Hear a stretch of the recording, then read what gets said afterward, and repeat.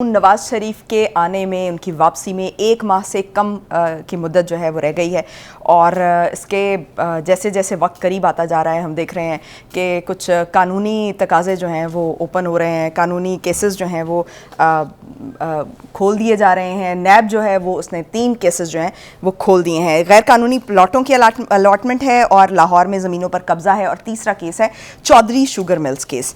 ये नैब की तरफ से खोल दिए गए हैं। बुखारी साहब, जैसे ही नवाज शरीफ की वतन वापसी की डेट जो है वो करीब आती जा रही है, कुछ नैब को भी याद आ गया है और उन्होंने 3 केसेस खोल दिए हैं जिनका भी मैंने जिक्र किया। तो क्या हो रहा है, क्या होने जा रहा है? देखिए, गुजारिश ये है कि मुझे तो ये सारा ड्रामा लगता है, और ईमानदारी से अगर आप मुझसे पूछें तो, इसलिए कि जिस रफ्तार से ये वैगने भर भर के रिकॉर्ड दोबारा नैब में लाया गया है ना, ये इसी रफ्तार से वापस जाना है। इसलिए कि इस नए नैब की फेट का ताल्लुक और इन मुकदमात की फेट का ताल्लुक प्रैक्टिस एंड प्रोसीजर बिल का जो फैसला आना है, जो आजकल प्रोसीडिंग में 3 अक्टूबर को दोबारा उसकी समाअत होनी है, उसमें लग पते जाएंगे। पता नहीं लग जाएगा, लग पता जाएगा।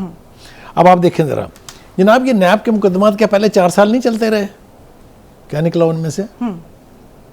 किसी एक मुकदमे में अगर आप मुझे बता दें किसी को सजा हुई हो करप्शन के जो केसेस थे, या एक पैसा रिकवर हुआ हो, चैलेंज कर रहा हूं। अच्छा जी, अब क्या होगा? खुल गए ना? अगर खुल जाते हैं तो खुले रहेंगे, चलते रहेंगे। इसलिए कि इनके बारे में, मुकदमात के बारे में मैं 2 कोट्स देना चाहता हूं आपको और अपने नाजरीन को। पहला कोट है चीफ जस्टिस साहब का, जो इन्हीं के दिलदादा मर्जी के चीफ जस्टिस थे। उन्होंने कहा कि नैब को सियासी जमातों की आर्म ट्विस्टिंग के लिए इस्तेमाल किया जाता रहा।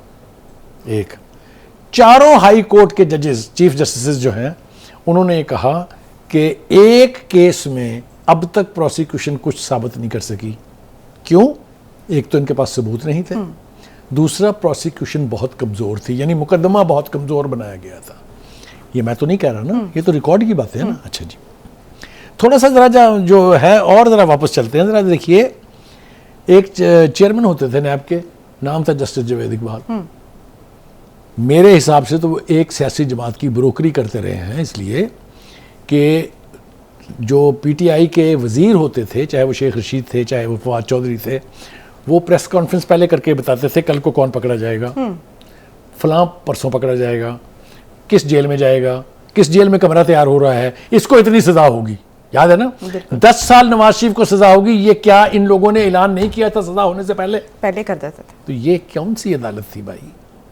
ये मुझे तो ये समझ में नहीं आता कि वो जिस तरह डुगडुगी पे वो बंदर नचाता है, इस तरीके से वो वीडियो रिलीज होने के बाद जो हुई थी, आपको याद होगा जस्टिस साहब की, जस्टिस जावेद इकबाल साहब की, उसके बाद वो डुगडुगी पे जैसे बंदर नाचता है उस तरह से वो नाचते रहे, जो कहा गया वो करते रहे। ये इस तरह से इस मुल्क के अंदर खिलवाड़ हुआ है इंसाफ का। अब आप आगे आ जाए जनाब। मैं ये पूछना चाहता हूं कि अगर प्रैक्टिस एंड प्रोसीजर बिल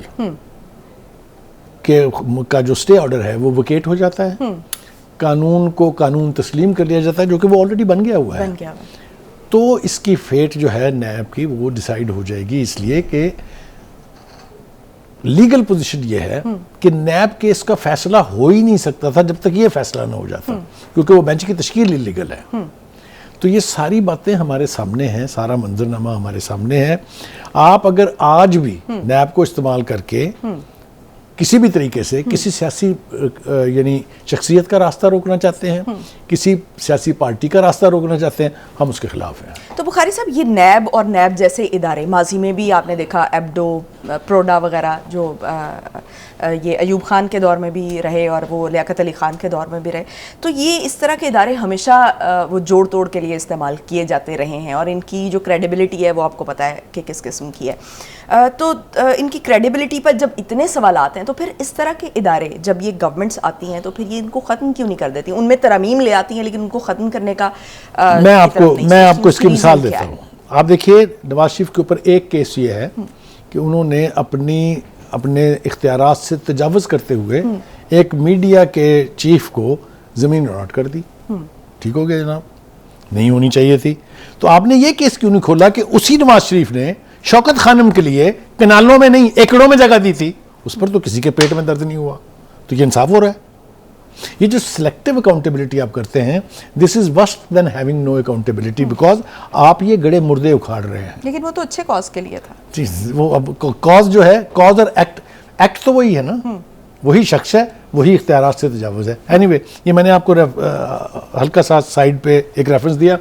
मैं इस प्रोग्राम की वसातत से जनाब काजी फाइज ईसा साहब, चीफ जस्टिस ऑफ पाकिस्तान से दरख्वास्त करता हूँ कि खुदा के लिए इस अदारे ही को बंद कर दें, क्योंकि नए अदारे वहाँ बनते हैं जहाँ पहले से उस नौइयत के अदारे ना हों।